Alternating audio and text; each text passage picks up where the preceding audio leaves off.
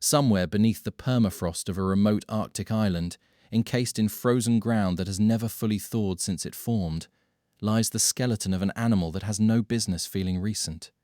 Its tusks curve outward in that unmistakable, sweeping arc.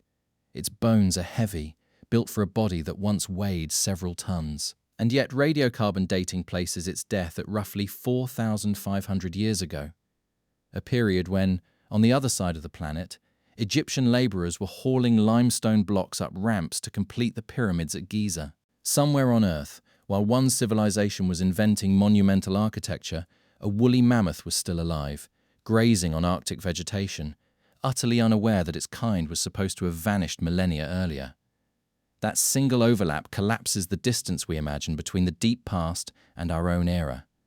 The Ice Age, it turns out, isn't nearly as far behind us as it feels. To understand how something as massive and iconic as a mammoth could survive almost into recorded history, we first need to unlearn the idea that there was ever just one Ice Age. It's a phrase we use loosely, almost like a proper noun, as though the planet endured exactly one prolonged winter and then moved on. In reality, Earth has plunged into deep, prolonged glaciation at least 5 separate times across its history, each one triggered by its own particular combination of atmospheric chemistry, orbital wobble, and shifting continents. The oldest known event, called the Huronian glaciation, gripped the planet somewhere between 2.4 and 2.1 billion years ago, not long after Earth's atmosphere first filled with free oxygen.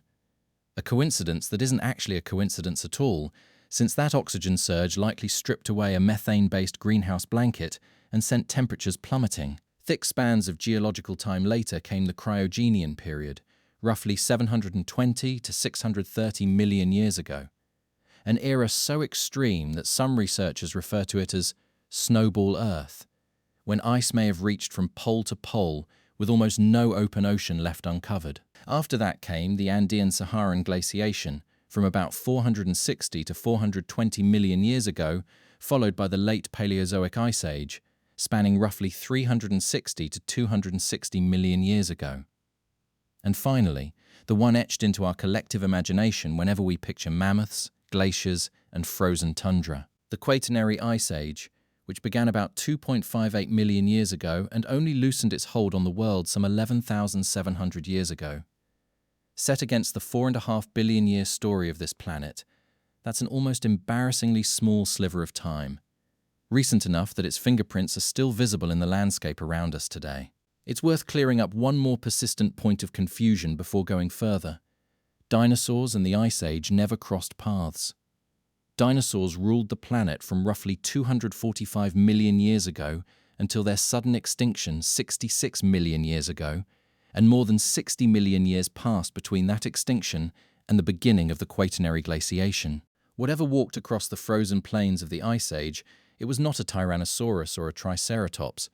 Those animals had already been gone for tens of millions of years, replaced by an entirely different cast of characters shaped by cold rather than heat. Before we meet that cast, it helps to understand just how thoroughly the planet's geography rearranged itself during this period, because the animals of the Ice Age cannot be separated from the world they were forced to inhabit. Today, ice sheets and glaciers cover roughly 11% of Earth's land surface. At the peak of the last glaciation, that figure more than doubled, reaching close to 25%. All of that additional ice had to come from somewhere, and it came from the oceans. With so much of the planet's water physically locked into glacial ice, global sea levels dropped by more than 400 feet compared to where they sit today. That is a difference almost impossible to visualize from a modern coastline, but it meant that enormous stretches of the continental shelf, permanently submerged in our era, were sitting completely exposed as dry land. This single fact rewired the map of the entire world. The Bering Land Bridge, connecting present-day Siberia to Alaska, is the most famous example, and it's the corridor most researchers believe early humans used to first reach the Americas, a stretch of ground now dissolved beneath the waters of the Bering Strait. But it was far from unique. Southeast Asia once possessed so much additional exposed shelf that the region is now referred to by geologists as the lost continent of Sunderland, a vast area where people and animals could once simply walk between land masses that today sit scattered as separate islands, divided by open sea. Ireland was fused to Great Britain by an immense sheet of ice, and Great Britain in turn connected to the European mainland by dry ground rather than the English Channel. Even East Asia looked fundamentally different. Japan was physically attached to the Asian continent. The Yellow Sea was reduced to exposed seabed, and what is now the deep, open sea of Japan existed as little more than an inland lake. Having more exposed land might sound like an advantage for the animals living through this era, but it came bundled with serious hazards. Much of that additional terrain wasn't gentle grassland. It was ice, sometimes thick enough to make foraging for buried food functionally impossible. Combine that with relentless cold, and survival demanded extremely specific adaptations.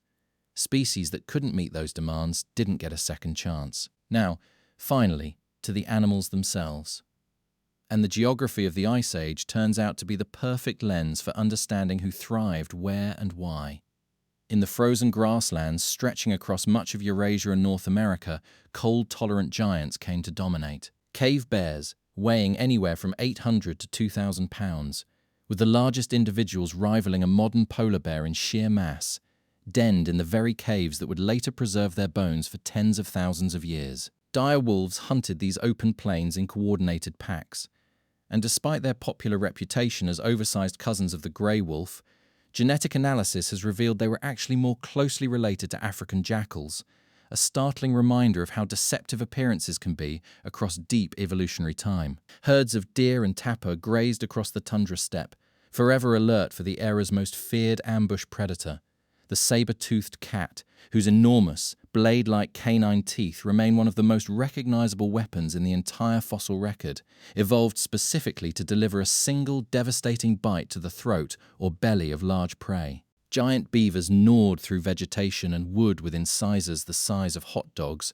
while giant ground sloths, nothing like the slow, tree-dwelling sloths of the modern tropics, stood as tall as 12 feet on their hind legs and could weigh up to 4 tons, likely using powerful claws to strip bark and foliage from whatever vegetation the frozen landscape offered. Towering over nearly everything else were the woolly mammoths and their close relatives, the mastodons, standing 10 to 12 feet at the shoulder and weighing between 6 and 8 tons, carrying curved tusks that could reach an extraordinary 15 feet in length.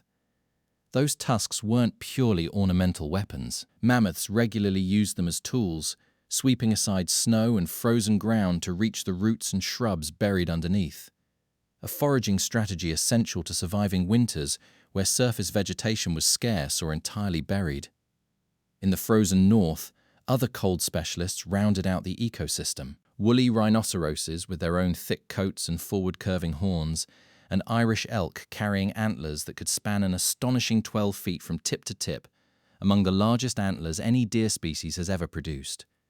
Travel south to Australia, and an entirely different set of giants emerges, shaped by isolation and by a climate that never plunged quite as far into extreme cold. Here roamed the diprotodon, the largest marsupial ever to walk the earth. For comparison, the largest living marsupial today, the red kangaroo, measures just under 9 feet from nose to tail and weighs close to 200 pounds. The diprotodon dwarfed it entirely, stretching over 13 feet in length and weighing an estimated 7,000 pounds. A wombat-like creature scaled up to the size of a small vehicle. And because Australia's climate stayed comparatively mild, cold-blooded reptiles that had vanished elsewhere managed to persist here in genuinely startling forms: giant crocodiles, oversized snakes, and megalania, an apex predator monitor lizard closely related to today's Komodo dragon, reaching lengths of up to 23 feet. Arguably the largest terrestrial lizard our planet has ever produced. Moving quietly through many of these same frozen landscapes were our own evolutionary relatives, the Neanderthals. They weren't thriving in the way some of the era's most specialized giants were.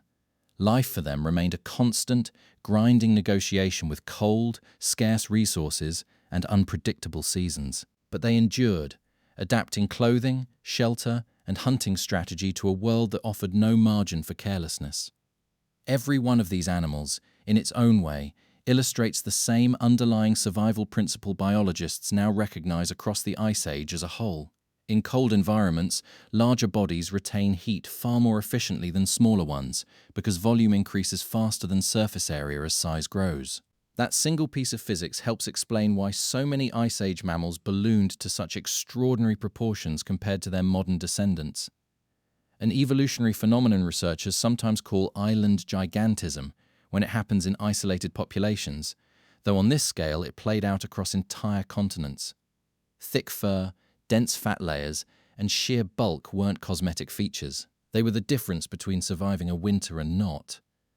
Vegetation across this frozen world looked nothing like the plant communities that came before or after it.